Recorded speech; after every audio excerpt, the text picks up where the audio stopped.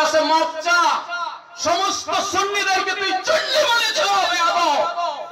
সুরের স্ত্রীলিঙ্গ চুন্নি, সুন্নিদেরকে সে চুন্নি বলেছে। আমরা মাননীয় প্রধানমন্ত্রীর কাছেও দাবি জানাবো, রাষ্ট্রীয়ভাবে স্বীকৃত ঈদে মিলাদুন নবী আর এই বেয়াদব বলে মিলাদুন নবী পড়লে মানুষ একেবারে শেষ। চিল্লায়ে বলে নাউজুবিল্লাহ। পৃথিবীর কতগুলো মুসলিম দেশে স্বয়ং সৌদি আরব পর্যন্ত মিলাদুন নবী এখন পালন হইতেছে, এটা স্বীকৃত বিষয়। ও কি জন্য ওই কয় নম্বরের পাগল হইল আল্লাহই ভালো জানে। কেন এই ধরনের গর্জিয়াস বক্তব্য সে দিল? অবশ্যই জাতির কাছে মাপ চাইতে হবে। কথা বলে ঠিক কিনা? মাপ চাইতে হবে।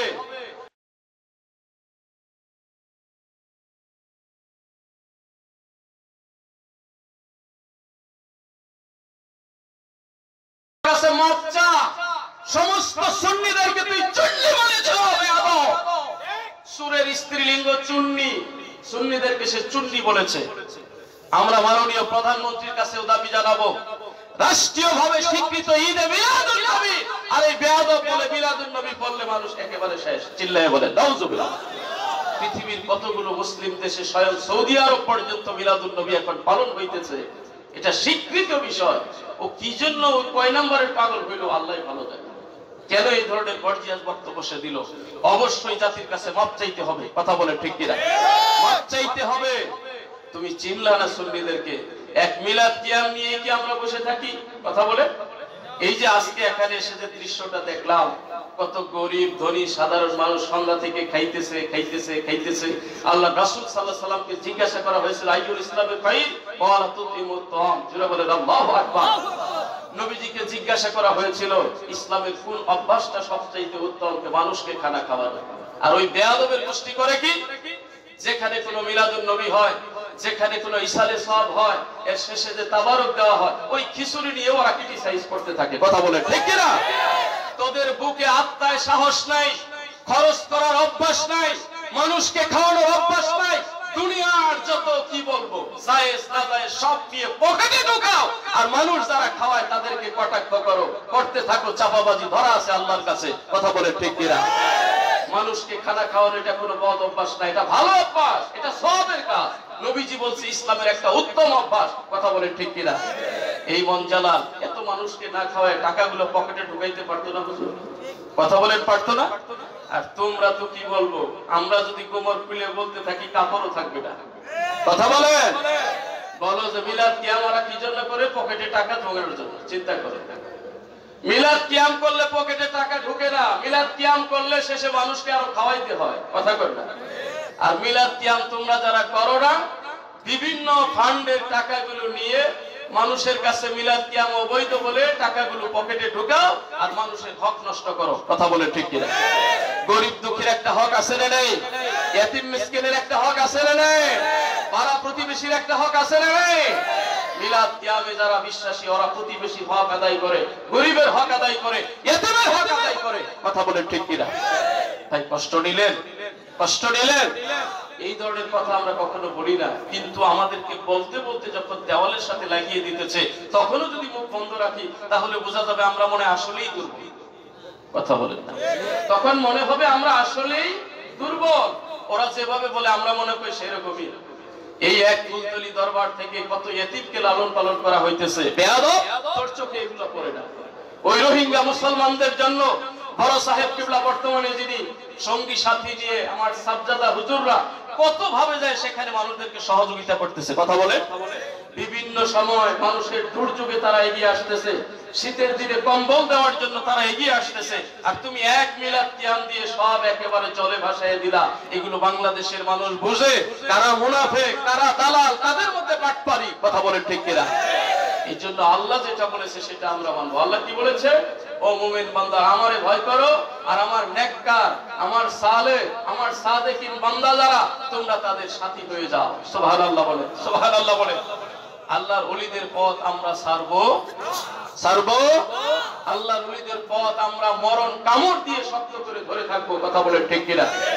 এই পথের উপরেই চলে গেছেন শাহজালাল ইয়ামানি রাহমাতুল্লাহ আলাইহি, এই পথের উপরেই চলে গেছেন সাহেব কিবলা ফুলতলি রাহমাতুল্লাহ আলাইহি, এই পথের উপরেই চলে গেছেন কারামত আলী জনপুরি রাহমাতুল্লাহ আলাইহি, এই পথের উপরেই চলে গেছে শাহ সুফি ফতেহ আলী ওয়াইসি রাহমাতুল্লাহ আলাইহি, নূর মোহাম্মদ নিজামপুরি রাহমাতুল্লাহ আলাইহি, সৈয়দ আহমদ বেলবি রাহমাতুল্লাহ আলাইহি, ফুরফুরার আবু বকর সিদ্দিকী কুরাইশি ফুরফুরাবি রাহমাতুল্লাহ আলাইহি। কথা বলে ঠিক কিনা? এই পথ আমরা কখনো ভুলতে পারবো? এই পথ ধরে আসি মানে আমরা হক পথের উপরে আছি, আমাদের কোনো টেনশন নাই। কথা বলেন ঠিক কিনা?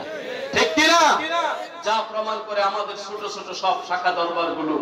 এখানে এসে তো আমি দেখে অভিভূত হয়ে গেলাম, কি সুন্দর সিস্টেম, কত সুন্দর আল্লাহ বিল্লাহ হলো, জিকির আজকার হলো, নবীজির উপরে দরুদ হইতেছে, সালাম হইতেছে, এখানে বেদাতের কোনো গন্ধ আর কি গর্জিয়াস বক্তব্য দেও বেটা।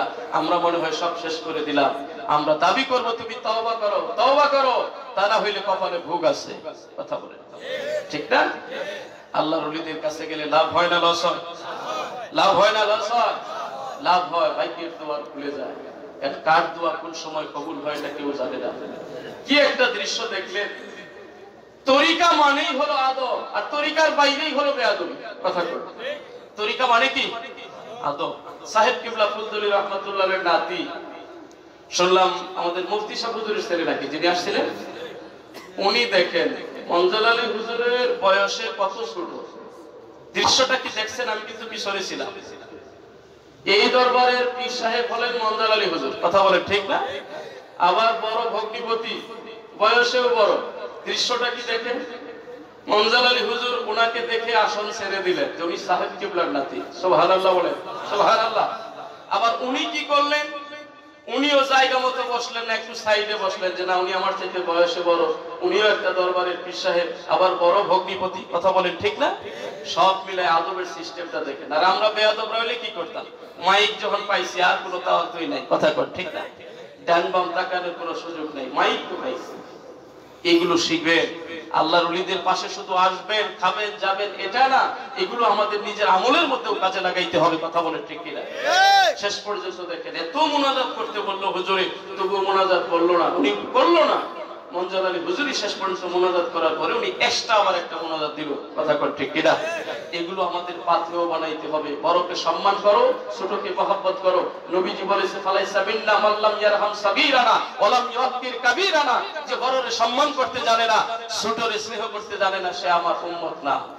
আর বেয়াদব কিভাবে, মানে আমার কলিজা ফেটে যাইতেছি, কি একটা হুঙ্কার দিয়ে বলল, মানে মিলাদ কিয়াম যারা করে এরা একেবারে সর্বনাশ হয়ে গেছে। শেষ পর্যন্ত সে বাংলা ঠিক থাকতে দিবে না।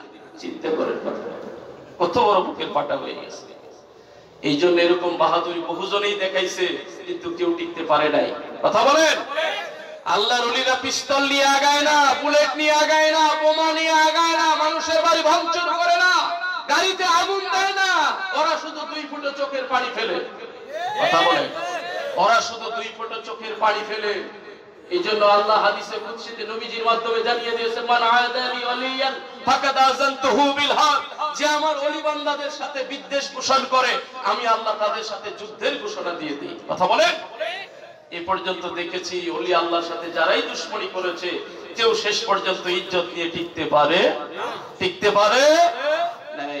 সাবধান, সাবধান রে যুবক ভাইরা। ওই ডানে কি বললো, বামে কি বললো, মাঝে মাঝে এগুলো ঝড় তুফান আসে। কথা বলে। কিছু অতিথি পাশিরা আমার বাংলাদেশে আসে, এসে নতুন নতুন চমক ধরায় দেয়, এই পথ নষ্ট, এই পথ নষ্ট, ওনারা নতুন পথ নিয়ে আসে। কতজনের এরকম উত্থান পতন দেখলাম। আল্লাহর ওলিদের পথ আছে, থাকবে।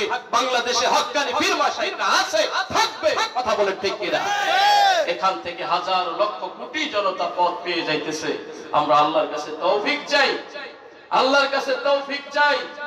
এই স্বল্প পরিসরে ক্ষুদ্র সময়ের মধ্যে যাই 2-4টি কথা বললাম, যদি ভুল বলে থাকি আল্লাহ যেন মাফ করে দেয়, আমাদের স্মৃতি থেকে সেটা যেন মিশায় দেয়।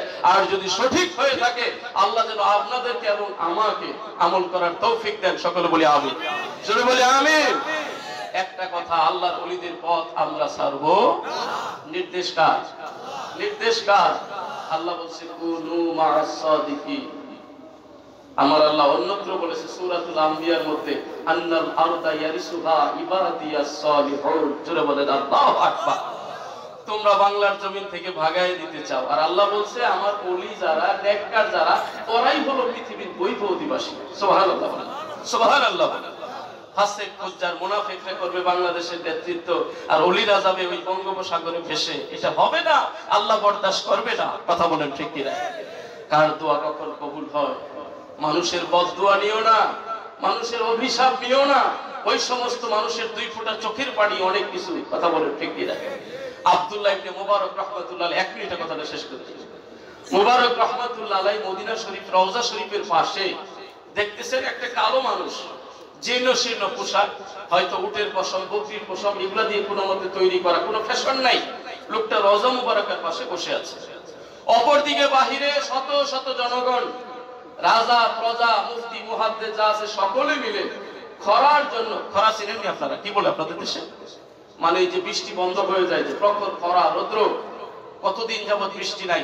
সালাতুল ইস্তিসকা সবাই আদায় করতেছে মদিনাতুল মুনাওয়ারায়, বৃষ্টির জন্য পানি প্রার্থনা করতেছে। কিন্তু অনেক কান্নাকাটি হলো, অনেক রোনাজারি হলো, আল্লাহ পাক বৃষ্টি দেয়। ওই যে আমার সাবকিবলার নাতি হুজুর বলে গেছে যে আমরা চাইলেই যে আল্লাহ দিতে হবে এমন কোনো শর্ত আছে নাকি? আল্লাহ পাক দেয় আমাদের জন্য, যেটা মঙ্গল সেটা দেয়, যখন মঙ্গল তখন দেয়। কথা বলে ঠিক না? কিন্তু আমাদের কাজ চাওয়ার, আমরা চাইতে হবে। ইয়্যাকা না'বুদু ওয়া ইয়্যাকা নাস্তাঈন, আল্লাহ তোমার ইবাদত করি, তোমার কাছেই সাহায্য চাই। তো দেখেন আব্দুল্লাহ ইবনে মুবারক রাহমাতুল্লাহ আলাইহি বলেন, এত উলামায়ে কেরাম, পাবলিক, রাজা, প্রজা সবাই মিলে মুনাজাত করলো, বৃষ্টি নাই। ওই জীর্ণ শীর্ণ কালো পোশাকওয়ালা মানুষটা রওজা মুবারকের সামনে বসে বসে কান্না দিতেছে আর বলতেছে, ইয়া হালিমু ইয়া আল্লাহ, ইয়া হালিমু ইয়া আল্লাহ। আল্লাহ পাকের একটা নাম, পাশাপাশি আল্লাহ নামটা নিয়ে ডাকতেছে আর চোখের পানি ছেড়ে বলতেছে, মাবুদ, আমাদের অপরাধের কারণে এই বৃষ্টি বন্ধ হয়ে গেছে জানি, কিন্তু তোমার কাছে প্রার্থনা, আমাদের কষ্টটা লাঘব করে দাও, দয়া করে তুমি বৃষ্টি দিয়ে দাও। সুবহানাল্লাহ বলেন না? বৃষ্টি চাইলো আব্দুল্লাহ ইবনে মুবারক রাহমাতুল্লাহ আলাইহি বলেন, তার সাথে সাথে আবার একটা শব্দ বলো, আসা আসা, অতি তাড়াতাড়ি দেন আল্লাহ, এখন দিয়ে দেন। আল্লাহু আকবার বলেন। কি দাবি আল্লাহর কাছে, আল্লাহ এখন দিয়ে দেন। কত নিকটে গেলে এরকম দাবি করা যায়? আব্দুল্লাহ ইবনে মুবারক রাহমাতুল্লাহ আলাইহি বলেন, আমি রওজা শরীফের পাশ থেকে মসজিদ নববীর বাহিরে চলে গেলাম, যে দেখি কালো মেঘে আকাশ ভর্তি, কয়েক মিনিটের ভিতরে মুষলধারে বৃষ্টি শুরু হয়ে গেল। সুবহানাল্লাহ বলেন।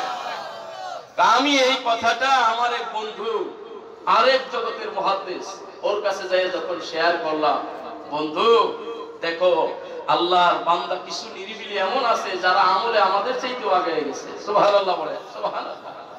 তখন কথাটা শোনা মাত্র অজ্ঞান হয়ে তিনি জমিনে পড়ে গেলেন যে আমরা কি করলাম, এত বড় এলেম ওয়ালা হয়ে। এই জন্যই বলবো ভাই, আল্লাহর ওলিরা পৃথিবীতে বিদ্যমান আছে। কথা বলে ঠিক কিনা? আছে না নাই? তিরমিজি শরীফের হাদিস, জাহান্নামের অধ্যায়ের একেবারে লাস্টের হাদিসটা, এই হাদিসের এক অংশে আমার নবীজি বলেছেন, আল্লাহর এমন কিছু দুর্বল অসহায় বান্দা এই পৃথিবীতে আছে, সহজ সরল, লাউ আকসামা আলাল্লাহি লা বাররা, ওরা যদি আল্লাহর উপরে কসম করে কিছু বলে বসে, আল্লাহ সেটা সাথে সাথে পূরণ করে দেয়। সুবহানাল্লাহ, সুবহানাল্লাহ বলেন। কাজেই ওই সমস্ত মানুষদের সহবতে আমরা থাকতে চাই, ওদের সহবতে থেকে আমরাও যেন আল্লাহর ওলি হয়ে কবরে যেতে পারি। আল্লাহ আমাদেরকে তৌফিক দান করুন। সকল বলি আমিন। ওয়া আখির দাওয়ানা আলহামদুলিল্লাহি রাব্বিল আলামিন।